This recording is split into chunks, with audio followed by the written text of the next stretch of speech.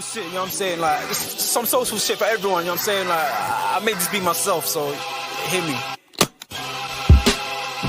Woo! I mean, like, we can pull that clown shit away. There's some real shit for you. I'm spazzing right now, so listen, let's go.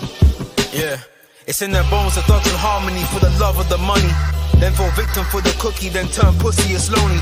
You said you hold it down when life get rough, we're here now, so show me. We move them losses to them wins. Heavy pounds, we make it ends meet. Converse with only few who make me feel like I be 10 feet. Yes, what's going on, people? Back in the building. We are back with another top 4 title chances, and today we're taking a look at Arsenal. Arsenal. Guys, make sure you smash a like, share, and subscribe to the channel. Big up to everybody who's watched the last two. We've taken a look at Nottingham Forest, was yesterday. You know, their title chances, of course, I've put that in the comment section, so make sure you guys have obviously head on over there and watch that. And we spoke about Chelsea as well. Now, obviously, Arsenal being Arsenal, we spoke about them last time. I think they were third. Yeah, I think they were third last time that we spoke about them. They're now obviously up to second place in the table, so they've moved up. Yeah, I mean, they've moved up. They've gone up by 1 place. They're now only 6 points behind Liverpool in the table, but of course Liverpool do have that game in hand. And I think that, you know, when we're looking at it on the face of it, it's kind of really the same as before, to be honest. When we look at Arsenal, you know, it's the same kind of vibe that I kind of get.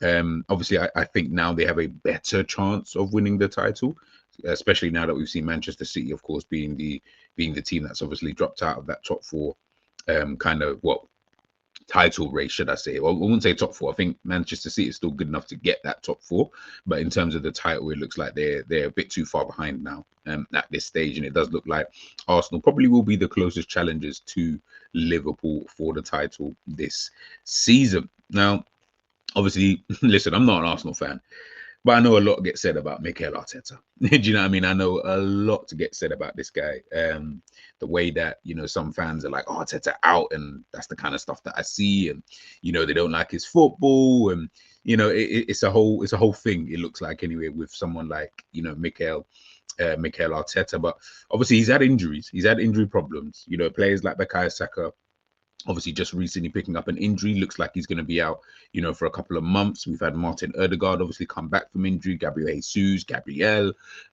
out injured, various other players. Declan Rice, I think, has been injured. They've had quite a few injuries at, would I say, somewhat key moments in time during the season. So obviously, of course, they've not, I would assume, or I would guess, they've not been able to put out their best squad. But listen, man, they're it's difficult with Arsenal. It really, really is. I think when I spoke about them last time, the focus was more on their fans, because their fans were, you know, as per usual, as rival fans, I kind of expect them to do, but specifically Arsenal fans, you know, their fans were just, they annoy people because of the way that they speak, you know, about their team and about their club in comparison to other clubs, you know, especially when you're a team who hasn't done anything in the last 20 years, it's difficult to, you know, speak from a place of all knowing, you know. And I think recently it's sort of like watered itself down. They're still, you know, in parts doing it, some circles, but it's kind of watered itself down just because obviously Liverpool have been so consistent. It's difficult for you to continue this kind of, you know, this kind of a facade, if, you know, more than anything. So it's been difficult for them, I guess, to be able to kind of get their heads wrapped around this whole thing. But listen, like I said, they're only 6 points behind. They've had their injury problems, but nothing too major. I would be honest with you, nothing that I would say you could use it as an excuse in a season. Not to say that the injuries ain't going to play a part. Of course they would. You know, you miss Martin Ødegaard, who I think, you know, is one of the best players in the Premier League. You miss Saka, one of the best players in, you know, in the Premier League around Europe. You know, especially if you miss players like that, of course it's going to hurt you, you know, over a period of time. But ultimately, I just don't want to hear too many excuses. Obviously, if these players are out for a whole season, that is totally different. That's when you can then, you know, really start to say, okay, you know what, that's going to have an effect in anybody in that kind of position.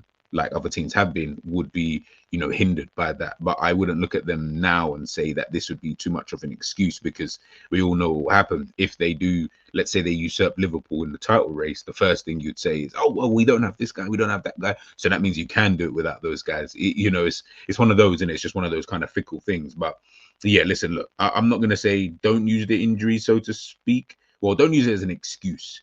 Don't use an excuse, especially now you've got players like, 𝐷 Skelly and, Ethan Nwaneri. Two players I like quite a lot, especially Nwaneri. I think Nwaneri is the one who I think, obviously they're both kind of broken into that first team anyway, but Nwaneri seems to be the one who's further along in his development, so to speak. But that's expected, as he's obviously been brought into the first team, a lot earlier than 𝐷 Skelly. And I think that, when I look at both of these two players, 𝐷 Skelly has played left back. People tell me he's more of a midfielder. I think they're two really good players. I think for the future, these two players, if they can continue, especially if Arteta can integrate them, I guess how he's doing it at this current moment in time, obviously because they got injuries, it helps both players. That's what it's like with young players. Always players get injured, or senior players get injured. You have to kind of step in. We saw with Saka, Martinelli, when they first kind of broke through into the squad, it's injuries, and then, you know what, let's try them out. If they're good enough, they stay here, etc., etc. And I think you're seeing the same, the same kind of thing here now with these kind of two players. And Nwaneri is the one. He's the one I really look at and think, yeah, he's a very, very good player. One of the best youngsters I've seen around Europe in terms of his talent, his application, his mentality, on the ball, off the ball, good dribbler, close ball control, good passer of the ball.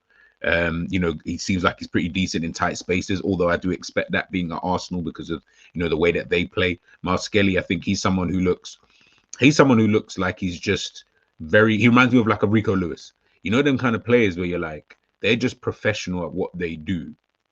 I wouldn't call them like the best talent or anything like that, in terms of the way I would speak about a Nwaneri, but they can listen to a manager's instructions, take those instructions on board, and carry out the plan of action. And I think players like that are very, few and far between at players who are more experienced, let alone the players who are, a lot younger and stuff like that. And I feel like that's what he seems like he's somebody who's really good at. As I said, playing left back, playing midfield, playing wherever, he has been playing this season. He just seems to take to the instructions that are kind of given to him. Of course, seems like he's somebody who is good on the ball as well, he's pretty decent actually off the ball. Quite industrious. He's one of those kind of players.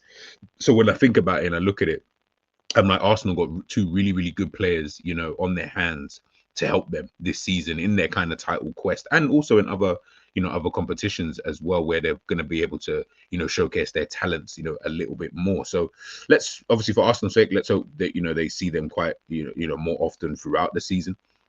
Hopefully they'll be able to, continue on what they've been kind of doing. Obviously, Gabriel Jesus is coming back into the fold. He's scoring goals now, which is good for Arsenal.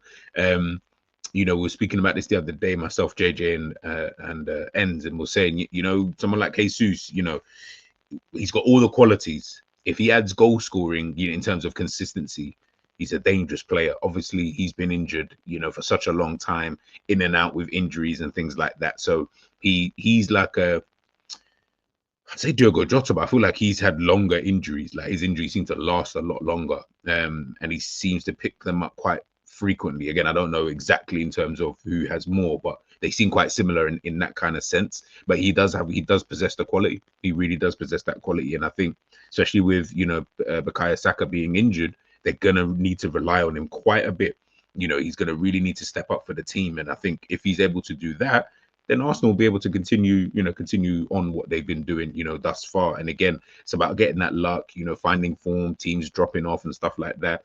Let's just see how the next 19 games kind of, continue. Obviously, you can see here in their last, 1, 2, 3, 4, 5, 6, 7, 8, 9, 10 games, only dropped points, I guess, in 2, won the other 8, beating obviously Manchester United, Sporting, drawing with Everton, beating Palace twice, beating Brentford just the other day 3-1. Monaco's obviously thrown in there. Fulham and Everton are the 2 games, which is funny that those would be the 2 games that you drop points. Fulham are actually a good team, though, to be fair. So I can kind of maybe understand that one a bit more. Everton been on some kind of decent, somewhat run as well. So yeah, listen, look, they're in good form. They're in good nick. for the second half of the season. It's really just about maintaining the levels, I think, with Arsenal at this current moment in time. Whether, you know, I feel like they have enough, I'm not really convinced. I don't think so. I think it won't be that they're good. It'll be just more, but it'll be more to the fact that Liverpool have dropped off more than anything else, that I believe that Arsenal could potentially usurp. I don't think Arsenal are really in the kind of form that I would say at this moment in time that exhibits a team who could potentially win the title. They're kind of just, you know, plodding along, you know, kind of thing, you know, and as the obviously teams like Forest, Chelsea, if they drop points and things like that, if Liverpool start to, you know, drop points in the next couple of games, and, you know, Liverpool had those back-to-back draws against Fulham and Newcastle, that was kind of people's chance to close the gap a bit more than they have, if I'm being honest with you, because as I say, Liverpool still got that game in hand, win that, and it's, you know, the gap starts to get a little bit bigger. But listen, they're doing pretty decent. They're doing pretty decent this season. They do, of course, every team, you know, all the teams we're going to talk about here, they all have a percentage of chance, you know, of winning the league. Even Nottingham Forest, whether it's 1%, 2%, I do believe that Arsenal will probably be, if I'm looking at it now, you know, I said Manchester City before, and I said, you know, I put them at quite a high rate. And, you know, now that I've seen that this run has now continued for Manchester City, yeah, I think it will be Liverpool and Arsenal. They'll be the two teams who will contest for the title this season. Excuse me.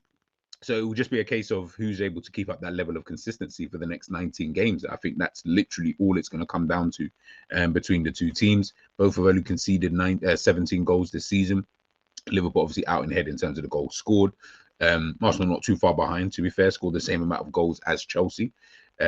So yeah, listen, man, I think in Arsenal's case, like I said, keep up the level of consistency, you'll be fine. That's all you really need in a season like this where there's no Manchester City. That's all you realistically need in order for you to be able to, you know, do what you need to do. Anything outside of that would just be, you know, if I'm being honest, just a bonus. But it is going to be interesting to see how they do.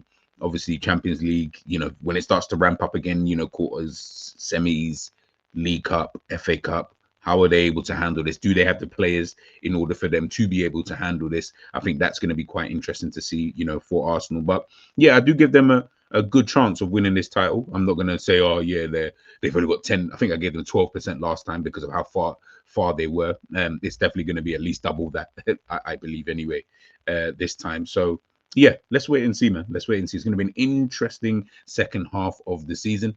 Let me know your thoughts, of course, in the comment section. People, how do you think Arsenal will do in that second half of the season? Can they win the title? Let me know. Catch you guys in a bit. Peace.